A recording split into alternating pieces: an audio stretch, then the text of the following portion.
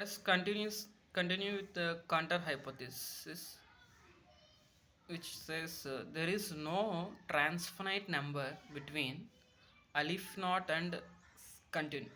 Continue అంటే అలిఫ్ నాట్కి continue మధ్యలో ఎటువంటి ట్రాన్స్ఫినైట్ నెంబర్ లేదని చెప్తున్నాడు. అయితే అది అలిఫ్ నాట్ అవ్వాలి, దాని యొక్క కార్డినాలిటీ అనేది, లేకపోతే కంటిన్యూ అవ్వాలి, అంతేగాని రెండింటి మధ్యలో ఉండదు అని చెప్తున్నాడు అనమాట కాంటర్. సో దీని ప్రూఫ్ అనేది లేదు, ఇప్పుడు దాకా ఎవరు ప్రూవ్ చేయలేదు దీన్ని. ఒకవేళ మీరు ట్రై చేయండి. Note: when two infinite sets are similar, then same transfinite number is used to denote their cardinality or potential. ఏమైనా రెండు సిమిలర్ సెట్స్ అయితే వాటి యొక్క కార్డినాలిటీ కూడా సేమ్గా ఉంటుంది అన్నమాట. అలాంటప్పుడు వాటికి మనం సేమ్ ట్రాన్స్ఫినైట్ నెంబర్ అనేది యూస్ చేస్తాం. Okay, let move on to examples. Function ఇచ్చాడు ఇక్కడ. ఫంక్షన్ అనేది ఏ విధంగా డిఫైన్ చేయబడ్డది? న్యాచురల్ నెంబర్స్ టు ఇంటీజర్స్కి డిఫైన్ చేయబడ్డది. ఈ ఫంక్షన్ అనేది చూద్దాం ఎలా ఉందో. F of N equal to minus n minus 1/2 when n is odd, n/2 when n is even. So ఒక్కొక్క నెంబర్ని మనం ప్లేస్ చేసుకుని ఫంక్షన్లో పెడుతూ వెళ్దాం. ఫస్ట్ 1 పెట్టాం అనుకోండి. సపోజ్ ఫంక్షన్లో 1 అంటే ఆడ్ కాబట్టి ఏమొస్తుంది దాని value?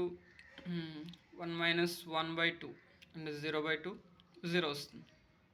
Next we move on to natural number 2 పెట్టాం అనుకోండి. 2 పెడితే మనకి 2 ఈవెన్ కాబట్టి 2/2 1 వచ్చింది మనకి అవుట్పుట్. అదేవిధంగా 3 పెట్టాము, 3 ఆడ్ కాబట్టి మళ్ళీ ఆడ్లో వేద్దాం, ఆడ్ ఫంక్షన్లో 3 మైనస్ 1/2 ఎంత వస్తుంది మనకి? 2/2 అంటే -1 వస్తుంది. Okay, next move on to 4 పెట్టాం అనుకోండి.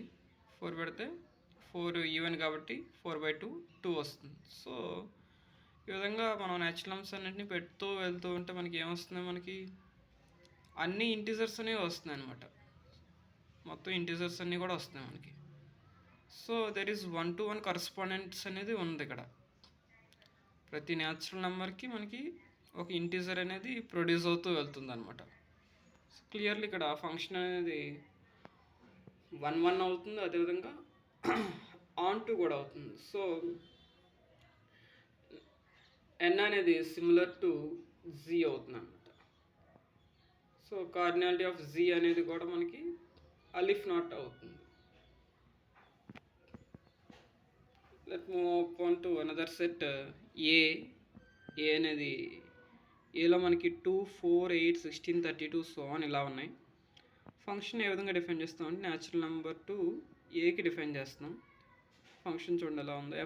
F of N equal to 2n కింద ఉంది. అంటే 2 వేస్తుంటే మనకి 2 వస్తుంది. 2 స్క్వేర్ 4 వస్తుంది. 2 క్యూబ్ 8 వస్తుంది.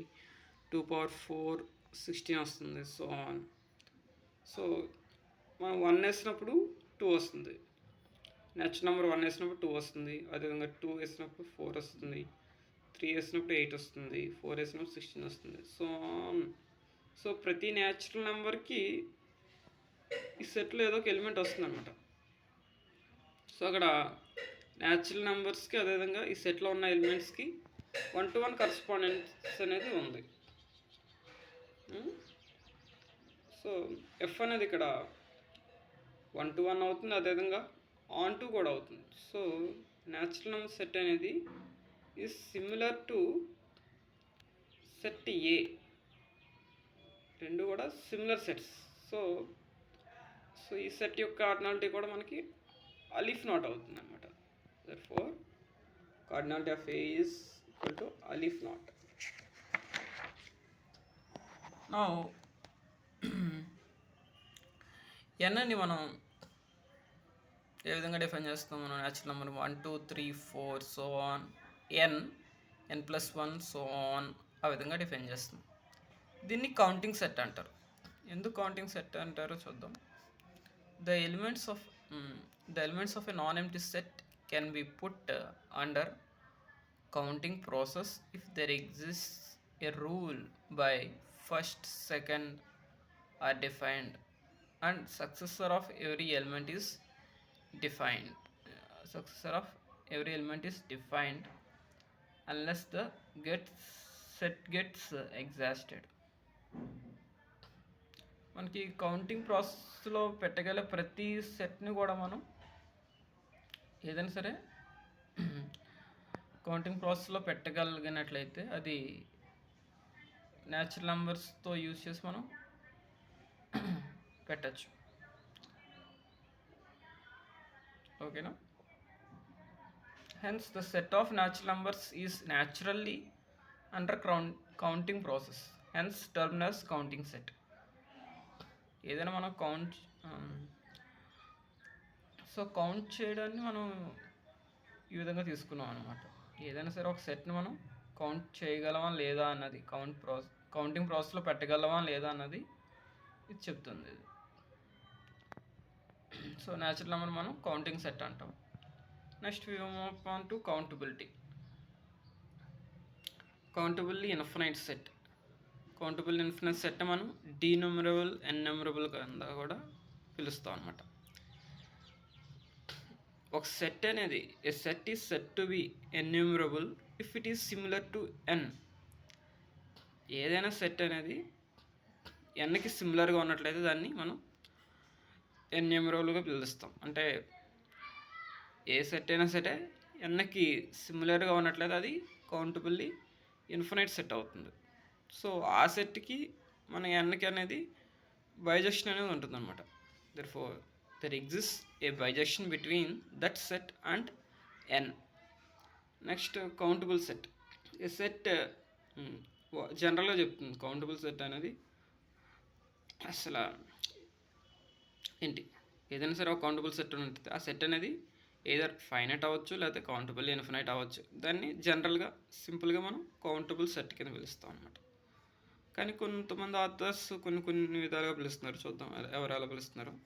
Some authors use countable for countable infinite, at most countable for finite and countable infinite.